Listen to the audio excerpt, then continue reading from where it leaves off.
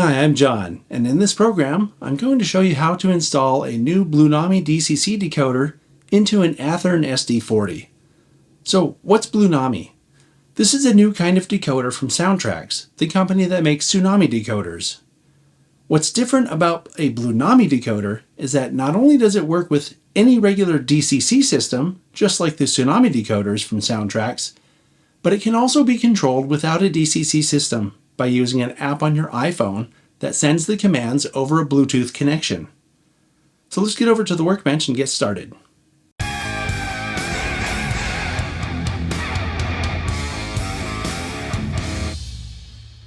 So here are some of the things that we're going to need for this project. I have the model and a test track, my magnifying visor, the directions for the Blunami decoder as well as the directions for the model itself. I have some wire strippers, wire cutters, needle nose pliers, a soldering iron, Kapton tape, tweezers, screwdrivers, and a hobby knife. These are the tools and supplies that I'm starting with, and you'll notice as we go along that there's some other stuff that gets added to the mix. I'll endeavor to make a list of some of these items down below so that you can go buy them from Amazon if you'd like to. Before we get started in earnest, I want to mention that I got this model from my friend James, who helps me out often with projects like this. When it comes to obtaining models, I didn't have any DCC ready models in my collection, believe it or not. So I met with James for lunch and we got this one. And here's the cool thing about it. It has an unusual paint scheme. If you compare the fireman side and the engineer side, you can see some differences. Like on the engineer's side on top, you can see that it has white lettering. While on the fireman's side, down below, you can see that it has red lettering.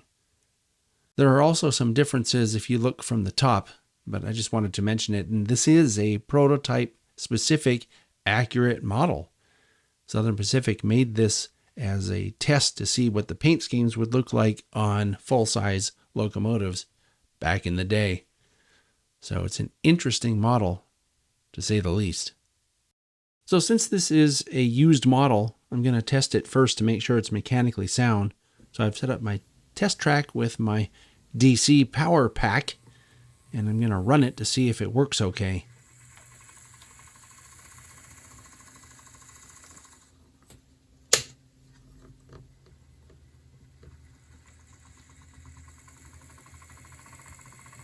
Seems like there's a little growl to the motor, but that's probably nothing some oil won't fix.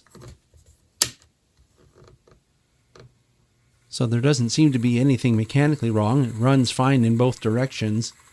You can tell this is an older model though, because I noticed when I was running it just now that it has bulbs in it. I'll hold it while I run the motor so you can see what I mean. Athearn started using LEDs a few years ago, so that gives you an idea of how old this model is.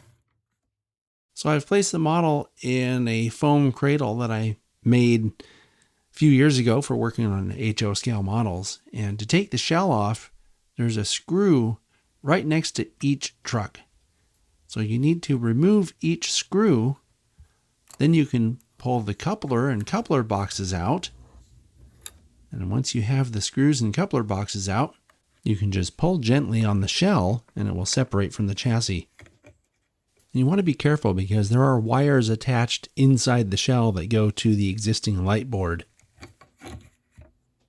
I'm going to store all the parts and pieces that I take off the model in this little magnetic bowl off to the side. I don't want to lose this stuff. Alright, so here's what we're looking at. It has a factory board. Some people call that a motherboard. And then you can see that the track power comes up from the truck, runs along the front of this front weight here and onto the board. Also from the back truck. That's good. So a lot of the connections here are already made. And I'm noticing that all of these black wires, this big mess of wires, goes up into the shell and powers the front headlight and the rear headlight. So here's the decoder next to the board, and I'm noticing that the model has a JST plug, which is the same kind of harness that the decoder uses. One of the ways you can tell this is the same thing is if you match up the wires. See, all those wires are in the same order. So what I'm going to do then is unplug this. They call this a dummy plug. And if I can cut the decoder's plastic off just enough to expose that harness, I should be able to just plug and play with this thing. You have to be really careful when you're unplugging dummy plugs like this because you don't want to disconnect any of the wires. So now I'm going to very carefully cut around the harness on the decoder.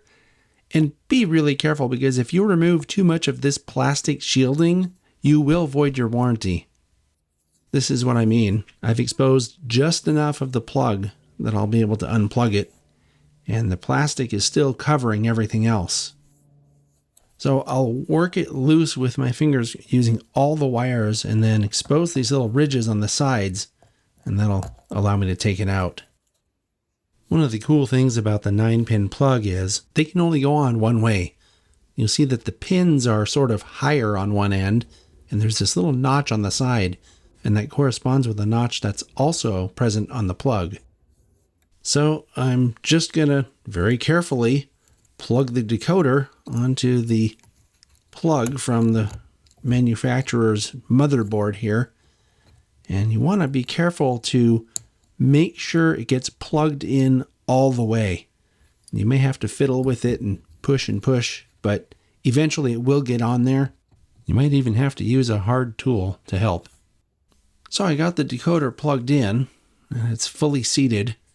The wires on the other side of the decoder go to the speakers, and I'm going to put the speakers here where this weight is. I'm going to take the weight out and replace it with a piece of plastic. And I'll have to put some appropriate holes so that those wires can feed up through the plastic and connect to the board. The track power wire that came up from the truck attached here and here through a hole in the weight. Now that I have them off, I can finish removing the weight.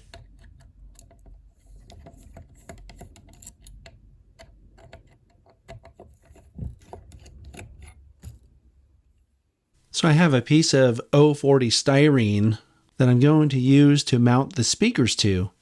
And I want it to be about the same size as the weight. So I'm going to trace around the weight so that when I cut the styrene, it'll be approximately the right size. I'm using a sharp hobby knife with a straight edge here, and I'm just scribing around the marks I made. Once you've scribed it, you can just snap the styrene right off the sheet. So here's the styrene I cut, held up to where it's going to go. Looks like it should work. So I just used my cordless drill to drill out the holes in the styrene to correspond with where the holes are in the weight. This one here is really important because that's where the track power wires are going to feed through. So back to the model. I'm just going to carefully feed these track power wires through the holes that I made. And it's important to make sure that I put the correct track power wire to the correct side of the board. So I'll be keeping track of that very carefully. I cut the screws that were holding the weight in short so that they'll hold this in. And now I got my solder iron all heated up. I've tinned the pads and the wires. So I'm just going to connect the wires using solder to the pads. And of course, I did check, as I mentioned before, I did check to make sure that I'm feeding the correct wires to the correct sides of this board. Okay, so it's a milestone moment. I have the track power connected, and I have the styrene where the speakers are going to go, all secured. The decoder's plugged in, and looks like it's going to fit okay. The model is ready for speakers, and I have a pair of SoundTraxx speakers here that I'm going to wire in series and then install them onto the styrene mount that I built. Right, so to prepare for what I'm about to do, I just kind of neatened things up here. I taped this decoder down just so it doesn't flop around. I cut these two effects wires short, so I won't be needing those for this operation. And I cut the speaker wires shorter than they were. I'm going to use the excess wire to wire the speakers, and the speakers are going to mount basically right here. So you notice the speakers come with these little rubber bands. They're holding them together. If you look, there's a seam right here. And if you take the rubber band off, the speaker might fall out. So I'm going to use some of this Tamiya extra thin liquid plastic cement.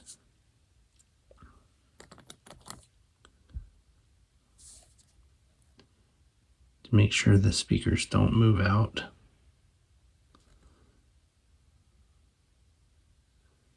You don't need a lot of this stuff.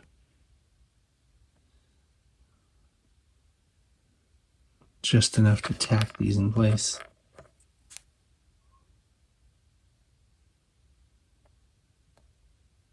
Now I'm using a micro brush with some paste flux applied to it, just to put a little bit of flux on the pads of the speakers.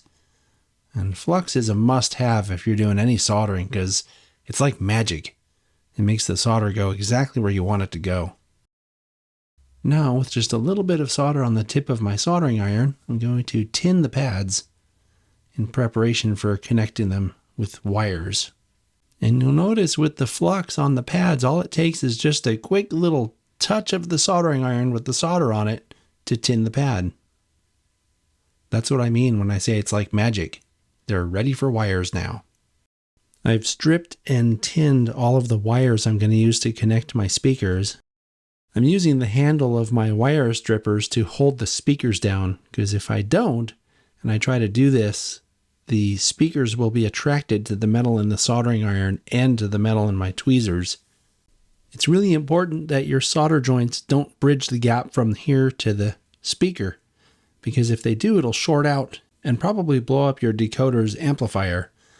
So one wire from the decoder will come into this pad, and then the other wire will be attached to this other pad, and that will complete our series circuit. I'm using a piece of double-sided foam tape to secure the speakers to the styrene mount. I'm just going to stick them on here and make sure that they're firmly applied. After applying solder to these connecting wires from the decoder, I've realized that they're just a little bit too long, so I'm going to nip them short. Now it's just a matter of making the connections to the decoder, and once I have the speakers in, it's all there. We're pretty much done. So I'm going to set this on here just on top, and we're going to run some tests. I have my test track here hooked up to my computer running JMRI.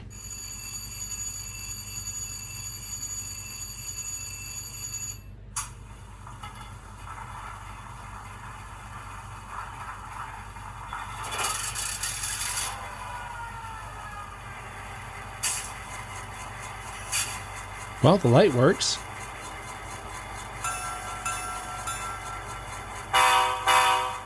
This is good. Everything seems to be working. We have movement. Now the reason I did this is I didn't want to close everything and put the couplers on and then find out that there was a problem. It's better to do this while it's still mostly apart.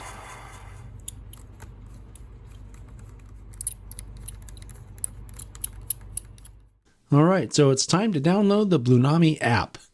So I'm going into the App Store. This is on my iPhone. And I'm going to search for Blunami. What else, right? Hit enter, and it's the first thing on the list. So we'll download that. And once it's done loading, we'll be ready to run the locomotive with it. So here's what it looks like. I'm going to allow it to use Bluetooth. Oh, I need to turn the power on my test track.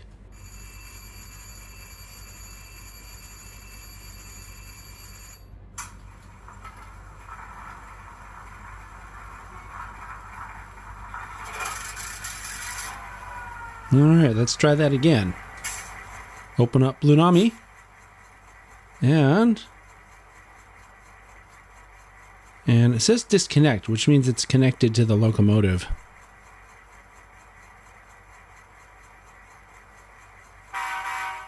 Yep, seems to be working.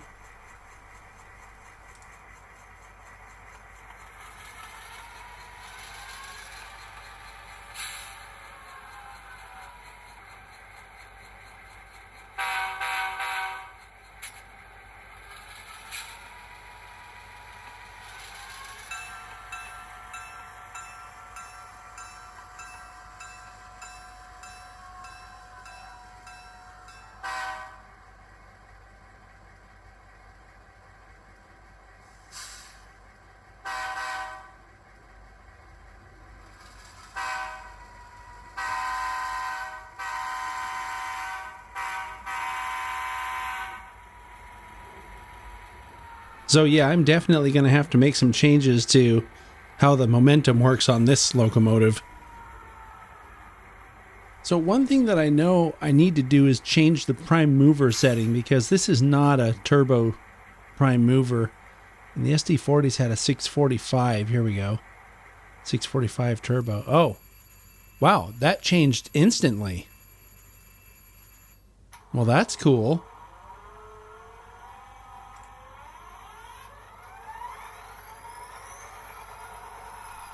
Well, that was pretty cool. I haven't even played around with this thing yet, and that was really intuitive how that worked. It seems like if that's how you change the prime mover and it works that easily, it's probably easy to do everything. Look at all the different options you have here. This is like putting JMRI straight into your phone. We have speed settings? Huh. This is really cool. I'm assuming you can change all this stuff right here in the phone and it'll make changes to the decoder. That is really cool. And it looks like you can change all kinds of settings on here. You can change CVs directly like this? Wow. Okay. Boy, this makes DCC a lot easier, doesn't it?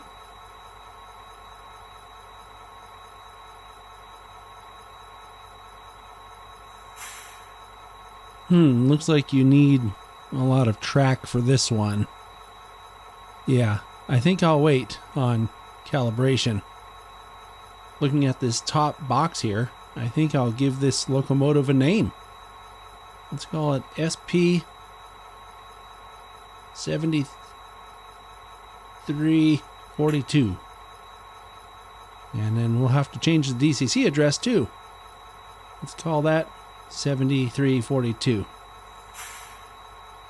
Right on. It's so easy.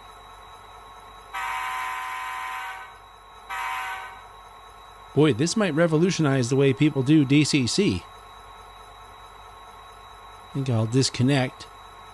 And I think we should take this locomotive to a layout and give it a test.